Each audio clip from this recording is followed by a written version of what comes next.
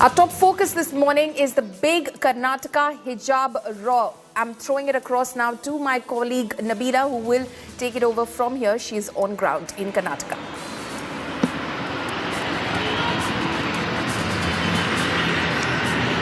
Thanks, Pallavi. I'm right here in Udupi, where the ground zero, we saw the ruckus kick off at an Udupi Government PU College. Many of the petitioners belonging to the same area hoping for some interim relief. Now this matter has reached the Supreme Court, and we have some big breaking news coming in right here, as the Supreme Court has now denied to take up urgent hearing on this matter. Supreme Court has now denied urgent hearing on the hijab showdown.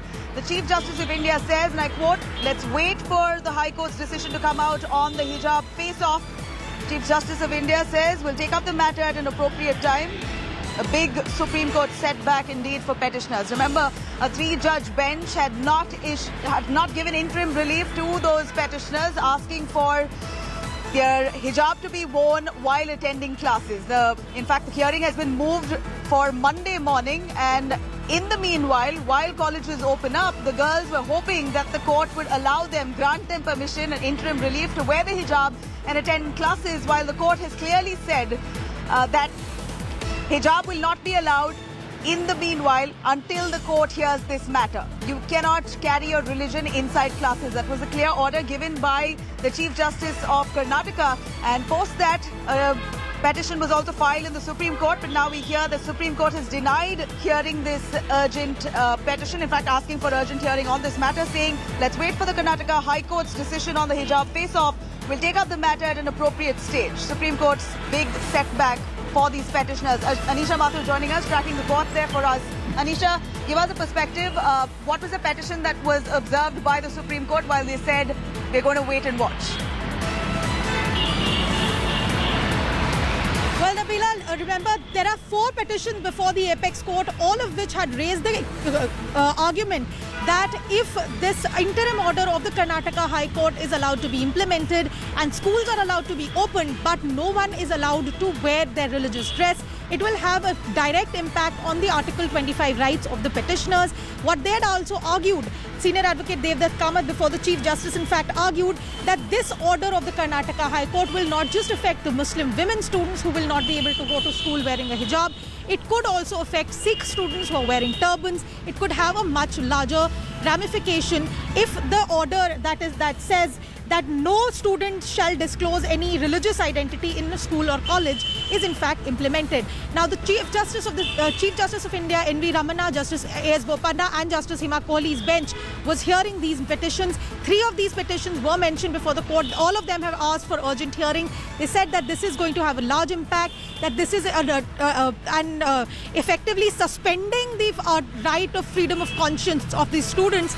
And more importantly, since practical exams are scheduled to start from February 15th, the students will be faced with a very serious choice of whether or not to follow their religion or should they go to school and college and give their exams. But the Chief Justice of India's bench has for now just said that this is an issue that will be taken up at an appropriate time, that the actual order, the written order that was passed by the Karnataka High Court is not yet available. So they don't actually know what exactly is it that the court has said. Thirdly, what the court has said, the Chief Justice has said that we are watching the proceedings, we are seeing what is happening in the state as well as in the High Court. We need to wait and watch what time it would be appropriate to bring this issue to the national level to Delhi before the Supreme Court. What is also interesting is that the Solicitor General of India, who is appearing for the state government, has said that that since the order has not come out, this is a religious and political issue, that this is an issue that should be left to the High Court to hear for now. So at this stage, with the Chief Justice of India saying that it is not an appropriate time for us to take it up, we'll have to now wait till Monday when the Karnataka High Court bench will take up this matter again. And the question that these students have raised about the larger ramifications, about whether they will have to choose between their religion and their studies, is something that these students will have to consider when the schools and colleges finally reopen. Remember, Karnataka government has said that schools and colleges will reopen in phases, so we'll have to wait and watch what happens next. Back to you. Right, we've got to wait for an order on that, Anisha, but thank you very much. I'm going to quickly cut across to Nolan Pinto, who is tracking those developments at the Karnataka High Court. All of yesterday, Nolan, we heard the arguments in the Karnataka High Court so far. only the advocate for the petitioners, Hegde, spoke extensively about how hijab is a religious practice and how at least interim relief should be given to these students. In the meanwhile, the higher judge bench takes time to deliberate on this matter. These girls must be allowed inside with the hijab. But the court has outrightly refused, saying that until then, keep your religion outside classes. Hegde also said, you're asking me to choose between food and water. It seems like the Supreme Court now, where the matter has reached, has denied to hear the matter until the High Court clears it. Take us through what more do we know. Well, Nabila, yesterday the Chief Justice was very adamant. He said that for such a long time, students have actually been out of college because of COVID, and it's time that they actually get back to studies. However, he came out with a rider saying that no religious wear or no religious items or things can be worn when they head back to school or college. Now, this put the government in a dilemma, because we saw what happened on last week and then Monday and Tuesday with this. Right, Nolan, I'm going to come back to you, but we understand that the Karnataka High Court has said until the matter is heard in court, we've got to wait. The students will have to have some patience. In fact, the court has requested the petitioners to be patient and cooperate until the court takes up the matter on Monday. Anisha, since you are tracking the court, we believe that the Karnataka High Court now, as per the three-judge bench, says that you can't wear your religion inside class until the court gives out a verdict on this. So no interim relief there, which is why it appears the petitioners have in fact reached the Supreme Court out of anxiousness, hoping for some kind of intervention, saying that this is going to have widespread ramifications, and in the meanwhile, they're going to lack in their education, considering exams are just around the corner. Well, yes, Nabila, that is exactly the arguments that were placed before the Supreme Court. Remember, one major problem at this stage, as far as the petitioners as well as the Supreme Court is concerned, is that the actual written order of the Karnataka High Court is not yet available. What we do know is what the Chief Justice of Karnataka High Court said during the open hearing in the court yesterday, which was that no one should wear any religious dress, that students should go back to schools and colleges, institutions should be allowed to reopen, but no one should insist on wearing religious dress. That is what the oral observation from the court was, but we are still waiting for the written order to actually come out. But at this stage, because the students now believe, now, and I'm going to quote one of the petitioners here, what they have said is that since this particular order by the court is effectively suspending the fundamental right to freedom of conscience, that the High Court order, and I'm quoting one of the petitioners in the Supreme Court,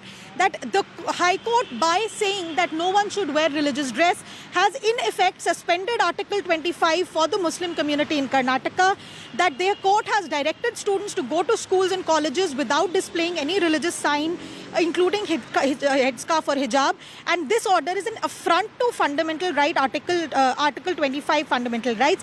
It also says that this kind of an order will primarily affect Muslim hijab wearing women, as it creates an unreasonable classification, because the other community will not be directly affected by this particular order of the Karnataka High Court.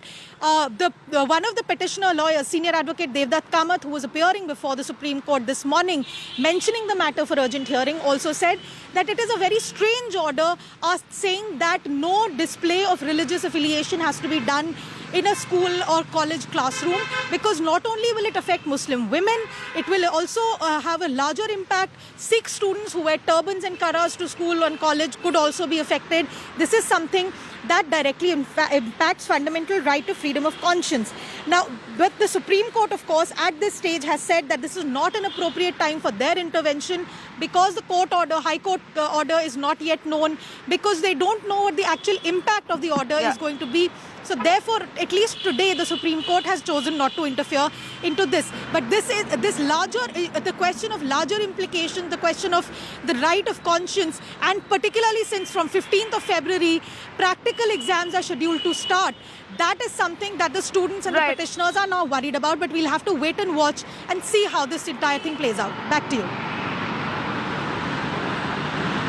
Sure, Anusha, thank you very much. But stay with us. We have some big news coming in. Like expected, we're looking at repercussions of the hijab ban in educational institutions in Karnataka, reach several other parts of India. We're looking at Malegaon right now. Hectic protests that have now started off in Malegaon, where men and women have come forward in protest against the hijab ban in educational institutions. Now, without police permission yesterday, in fact, thousands of women and men from the Muslim community came out on the roads in Malegaon in the invocation of Jamiat Ulema Hind. Other organizations have also supported protests against the Karnataka incident. In fact, many of those protesters there saying hijab is our right, take back the ban on hijab. That was the demand. Today they have declared to follow Hijab Day in Malegaon. In fact, the police have also served a notice. Despite not giving a permission, these protesters have gotten on the streets. Police have now served a notice to the local MLA there regarding this violation, as he also participated in this protest without a police permission. He also made a speech there. 4 organizers of the Jamiat Ulema Hind have now been blocked for they've in fact been suspended. They've been taken in and booked for violation of section 144 that's already in place. Let me quickly cut across to Mustafa joining us live for more on that. Mustafa, in Malegaon, Maharashtra, we are seeing hectic protests. In fact, a group of men and women have come out, protested against the hijab ban, saying that hijab is our right, you can't ban it. Without police permission, a protest has been initiated. Many of those protesters have already been booked. Section 144 has been imposed in Malegaon. Well, yes, Malegaon is one of the communally sensitive districts of Maharashtra, and this protest, what we are hearing, was conducted without any police permission, and hence under section 144, notices have been served to Jamiat Ulema Hind, which is the organizing body for this protest, under whose banner hundreds of men and women had gathered around there. Also, the local MLA from the AIMIM party has also been served a notice. Remember, the Maharashtra police, since the day one, is trying its best to keep the law and order in control. In Mumbai and outside, there were a lot of protests which were organized, but police never gave them a permission, and hence no pro-hijab protests had taken place in Mumbai. But yes, yesterday, without permission in Malegaon, this protest had taken place, and legal action has been initiated under these rules, and Maharashtra government maintains the stance that uniform code should be followed in the classroom, and there should not be any communally sensitive comments made, and no protests should be organized. Back to you.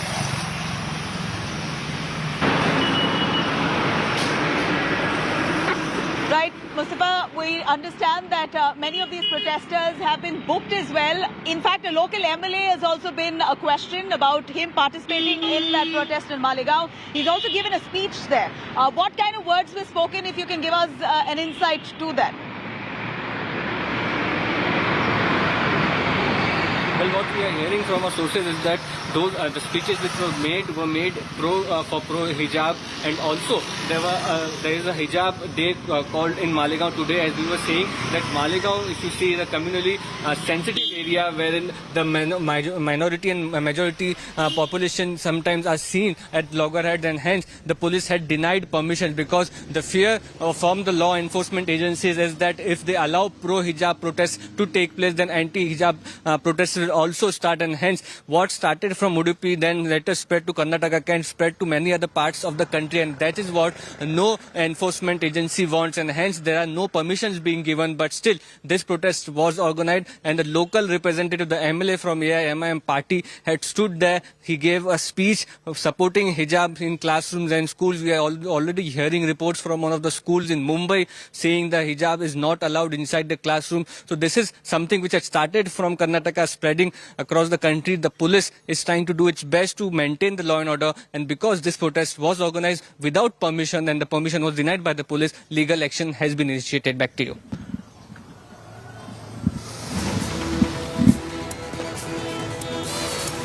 Some reactions coming on the same. He's Mufti Muhammad Ismail. He's the MLA who was also participating in that protest. Let's take a listen what he has to say. किसी को ये हक नहीं है कि वो आपको बेलिबास करे, किसी को ये हक नहीं है कि वो आपसे ये मुतालबा करे कि तुम बेपर्दा रहो, बेहिजाब रहो। जाहिर बात है, हैरत होती है कि मुल्क में नंगे रहने वालों को कोई ये नहीं कहता कि कपड़े पहनो। कम कपड़े में रहने वालों को कोई ये नहीं कहता कि तुम अपने जिस्म को ढांको। हमारी बहनें बेटियां अगर आईनी हक और शरीयत की पासदारी करते हुए अगर वो पर्दा करती हैं, हिजाब में रहती हैं, तो उन्हें मजबूर किया जा रहा है कि वो बेहिजाब रहें, बेपर्दा रहें। We heard that MLA speak. Here we understand that at several parts of the country protests have erupted. Many parts, including Maharashtra, there's been Section 144 that has been imposed. Despite that, we're seeing brazenly protesters getting on the streets and making their voice heard. This Jamiat Ulema in Malegaon, despite not being given permission, have very brazenly stepped out to protest against this hijab ban. We understand that they've been booked for violation of Section 144 too. The MLA too jumping in, almost emboldening the protesters right there on the streets. Yes, Nabila, and if you look at his language, you know, that is something which draws us to the same basic point, is that hijab protests had started for the fundamental rights of the girls, but the politics which is being played around on that issue, you know, it is resonating now in the entire country. The AIMIM MLA is really trying to play the Muslim card on this entire issue and making comments on girls who are not wearing hijab. So this is something which now, you know, divides the society, and then reactions will start coming in against his statements. So these are things which the agencies don't want, because this can further lead to a law and order situation, because already there are a lot of questions are being raised on this entire issue, because now, as it was mentioned in the Supreme Court, what we understood is that this was just an oral order. The written order is yet to be passed, and hence there cannot be a decision on the SLP which was filed today, because the SLP has to be against a written order. And versus that, the petitioners mentioned, saying that there are people who wear turbans, so this entire order can have repercussions in the entire country of what people choose to wear from different religious beliefs. So what will happen to that? The second important point, which was, you know, was raised by Owaisi during his reaction, in which he said whether your fundamental rights and in the classroom, whether your fundamental rights are not valid inside the classroom, is classroom different than any other place? So these are a lot of questions which the Karnataka High Court has to answer when it starts hearing the matter on Monday. So the decision has not been reached upon. What the Karnataka High Court has said in conclusion is that let's open schools and colleges, let students get back to studies, let the girls go without hijab and study. As of now, matter is being heard. Whatever the final decision is, then the things can proceed, because the High Court has also to decide on the fundamental rights of these girls, whether if they have a right to practice their religion outside or outside their home, why it has to change in the classroom. So it's really a debate which in fact end up going to the Constitution bench of the Supreme Court also. There will be a lot of basic questions which will have to be answered, and it would be set as a precedent for the entire country. So this in all is a very sensitive issue, and the politics in this issue is something which is being played out now out of Karnataka. Because if you see the comments which were made by Chief Minister of Karnataka, he was very sensitive on the issue. When he was asked about the court verdict, he didn't say anything pro or against anybody. He just said that let's not intimidate or instigate anybody who has not got an order in their favor. Let's all come back to schools and colleges, let's study, and let the courts decide whatever legal opinion they have to do. In fact, the Karnataka government has not opened or at least not announced that the colleges will be opened on Monday. Okay. They took a meeting yesterday. They have a meeting this evening. Right. Mustafa, I'm going to cut you short. I'm going to quickly cut across to Mufti Muhammad, who is the AIMIM MLA, joining us on the phone line. Mr. Muhammad, here you have the Karnataka High Court saying that there is no interim relief. Girls cannot attend classes with their hijab until the Karnataka court takes up the matter, which is on Monday. So we are seeing at least a 3-day period where students will not be allowed. Of course, it's a weekend. Today, many of the colleges could have opened, but they decided to remain shut because of the sensitivity of the situation here. How do you view this hijab controversy, which has now reached the Supreme Court? Supreme Court also now waiting for the High Court's clearance.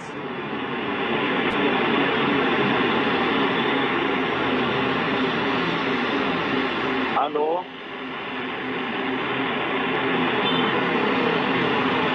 Sir, we can hear you. Go on.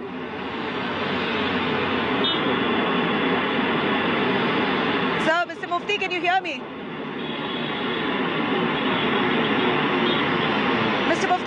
hear me? 1 minute. Right, we're going to try and बहुत patch Mr. ज़्यादा Mufti. है, In the आवाज़ meanwhile, नहीं आ we're रही looking... Yeah, Mr. Mufti, can you hear me? आप Right, we're going to try and बहुत ज़्यादा patch Mufti in the meanwhile, but here we understand that the situation has, of course, escalated with the Supreme Court now deciding that the matter must first be cleared by the Karnataka High Court. They're going to wait for a judgment from the Karnataka High Court. Only then the matter will be heard, if at all necessary, at the Supreme Court. In fact, we have a big news coming in, but before that, I'm going to try and get back to Mr. Mufti. Mufti ji, aapko sunai de raha hai?